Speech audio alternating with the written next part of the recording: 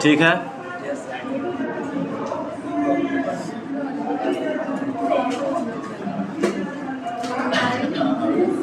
लिखिए, जब ठोस के कण जब ठोस के कण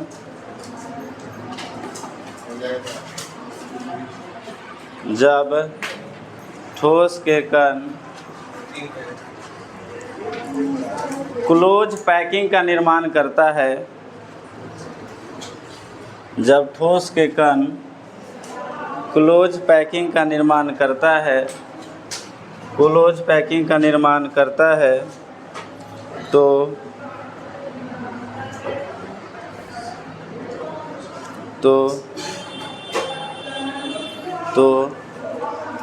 उसमें कुछ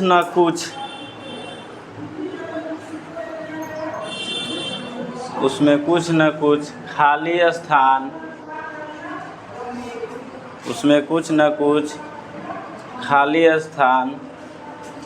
खाली स्थान रह जाता है।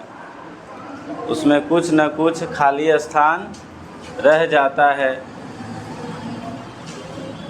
उसमें कुछ न कुछ खाली स्थान रह जाता है, जिसे प्रतिशत मात्रा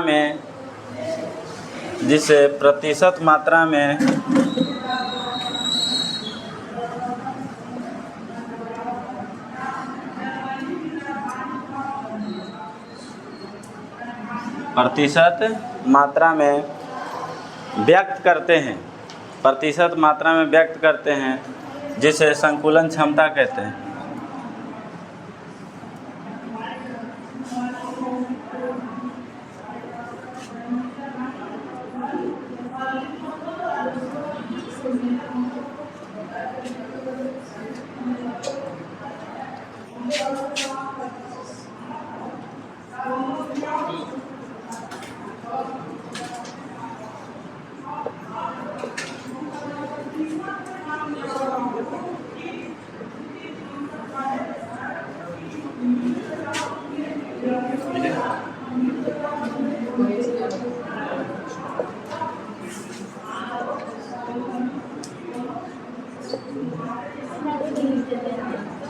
जिसे प्रतिशत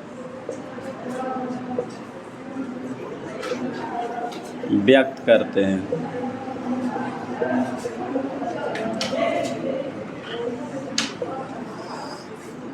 उसे संकुलन क्षमता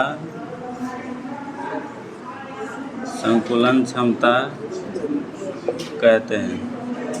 ये देखिए, संकुलन क्षमता कहते हैं। तो अभी निर्माण हम लोग किए थे, जैसे कि ठोस के कण जितना भी आप लोग पढ़े, जैसे HCP, BCC, है ना, ये सब का डायग्राम बना के हम लोग त्रिज्या निकाले हैं, है ना। उसमें बताया गया था निबिड़ संकुलन, क्लोज पैकिंग किसे कहते हैं?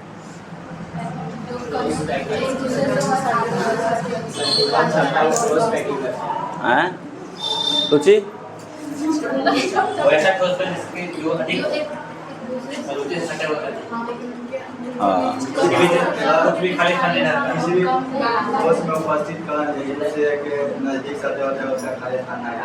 ना के बराबर होता है। देखिए, जब कोई ठोस के कण आपस में सटे होते हैं तो उनके कणों के बीच खाली स्थान ना के बराबर होता है, उसे क्लोज पैकिंग कहते हैं। यही ना था जी। अब क्लोज पैकिंग का 3 प्रकार से था आपका, एक विमीय, द्विविमीय, त्रिविमीय। 1 डायमेंशन के लिए क्या था? केवल ठोस के कण एक दिशा में ही सजे होंगे, है ना। और द्विविमीय में तो 2 दिशाओं में, त्रिविमीय में 3 दिशाओं में, है ना। तो सब देखे थे हम लोग। उसमें आपका आया था द्विविमीय के लिए आया था SCP और HCP। SCP का कोऑर्डिनेशन नंबर कितना था? SCP का कोऑर्डिनेशन नंबर 4 ना जी। SCP का कोऑर्डिनेशन नंबर 4। SCP के मतलब square close packing, square close packing यानी वर्ग निबिड़ संकुलन, है ना था जी। और दूसरा था HCP, HCP माने हेक्सागोनल क्लोज पैकिंग, षष्ठ कोणीय निबिड़ संकुलन। HCP का 2D में, 2D माने 2 डायमेंशन में कोऑर्डिनेशन नंबर कितना था? कोऑर्डिनेशन नंबर का हिंदी क्या होता है? उप सह संयोजी संख्या, है ना, जिसका नंबर क्या था 2D में रहेगा तो 6 कहेंगे, जब 3D HCP आएगा तो 12 कहेंगे। ध्यान रखिएगा। यहाँ तक पढ़ने के बाद अब क्या आता है? संकुलन क्षमता। वहाँ था निबिड़ संकुलन, है ना, यहाँ पर था संकुलन क्षमता, जो परसेंटेज मात्रा में हम लोग क्या करेंगे? ज्ञात करेंगे। यहाँ पर भी आपको चलेगा FC, CCP और HCP, तीनों का जो आपका होगा संकुलन क्षमता वो सेम होगा। जैसे 74% जो आता है ये क्या होता है? इसका सेम होता है तीनों का। ध्यान रखिएगा। ऑब्जेक्टिव में पूछेगा कि निम्नलिखित में से CCP का संकुलन क्षमता क्या है, तो उसमें परसेंटेज मात्रा में दिखाएगा 74%, 65%, 28%, 26%, ऐसे रहेगा ऑब्जेक्टिव में। तो वहाँ पे आपको टिक आउट करना होगा। चलिए, तो यहाँ पर इसका फार्मूला देख लेंगे हम लोग। क्या है फार्मूला?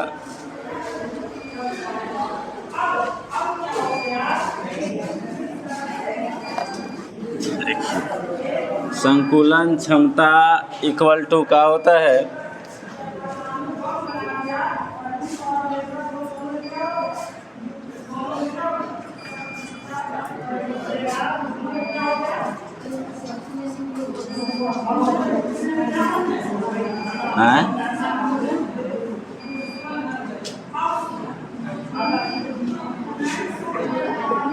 कुल गोले का आयतन, कुल गोले का आयतन बटा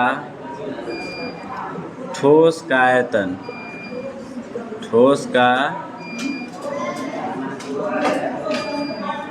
गुना 100, यह फार्मूला है। इसी फार्मूला से हम लोग निकालेंगे। कैसे होगा अभी तुरंत हम लोग देखेंगे। लिखिए जल्दी, फार्मूला लिखिए। तो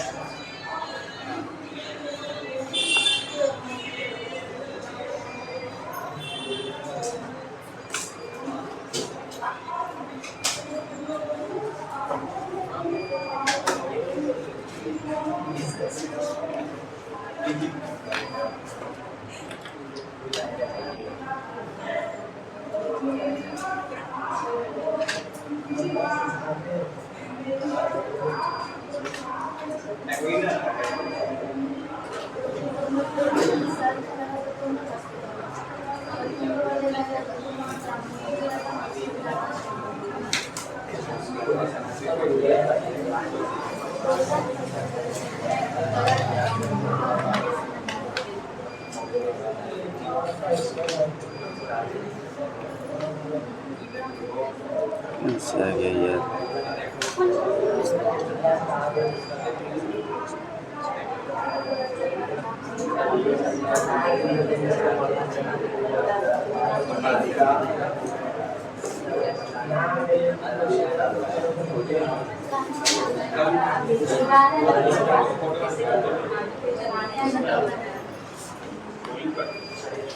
हो गया।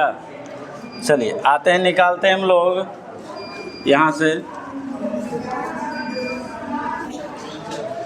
लिखिएगा FCC या CCP या HCP का संकुलन क्षमता, मार्कर भी है, लो ले।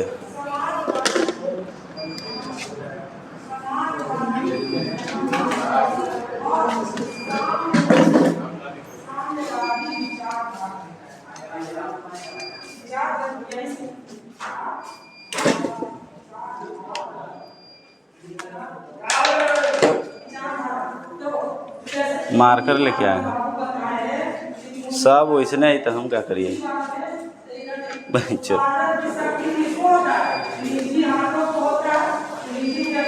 गाड़ी बोल दी।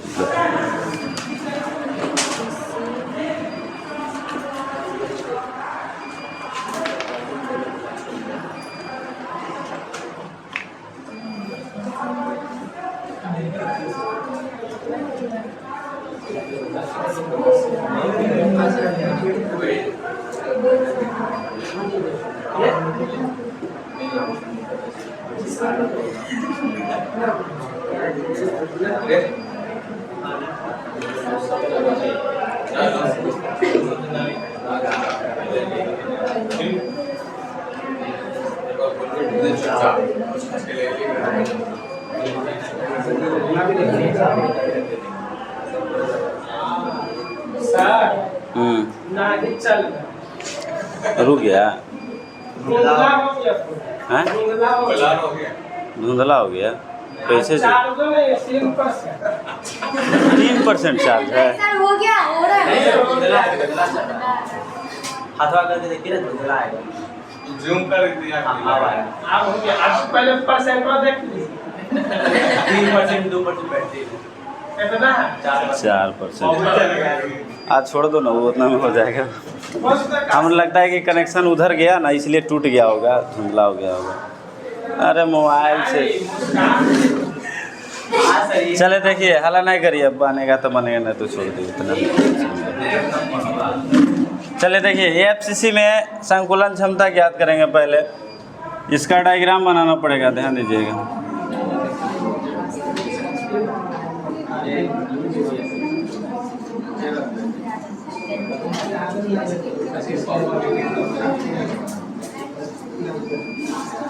ठीक है, ए बी सी, यहाँ पर जो होगा आर आर, यहाँ पे होगा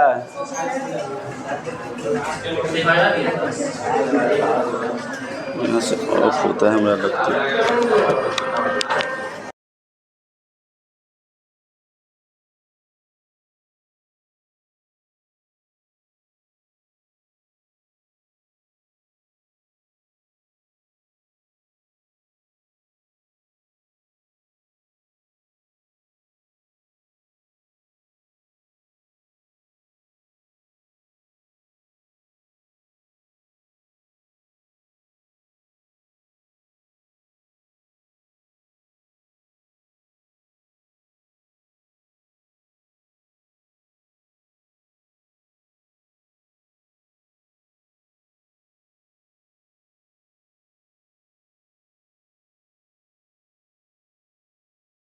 चलिए देखिए, हाला नहीं करिए। यहाँ पर जो है ये एफसीसी का है डायग्राम, जो नॉर्मल आप लोग देखे थे घन के क्यूबिक में, ये सिंपल में यहाँ दिखाया गया है।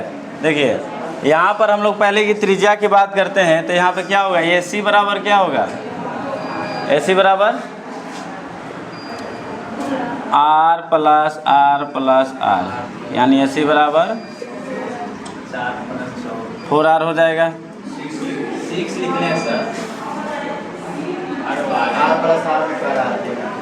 यार नहीं जी, 6 थोड़ा दिखाई दे रहा है। यहाँ पर 4R कहाँ से आ जाएगा, बेकार के बोलवाइत रहता है तू लोग।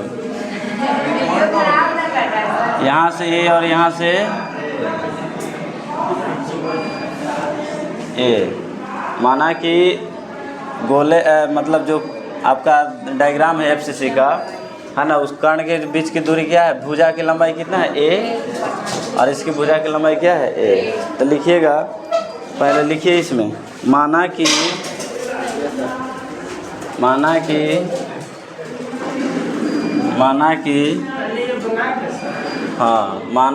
ठोस की भुजा की लंबाई, हाँ वह पहले लिखिए ना, उसके बाद बनाइएगा। माना कि ठोस की भुजा की लंबाई, माना कि ठोस की भुजा की लंबाई ए है, स्मॉल ए, तथा गोले की त्रिज्या तथा गोले की त्रिज्या, तथा गोले की त्रिज्या, हाँ छोटी आर, छोटी आर है। ठीक है, यहाँ देखिए इसकी त्रिज्या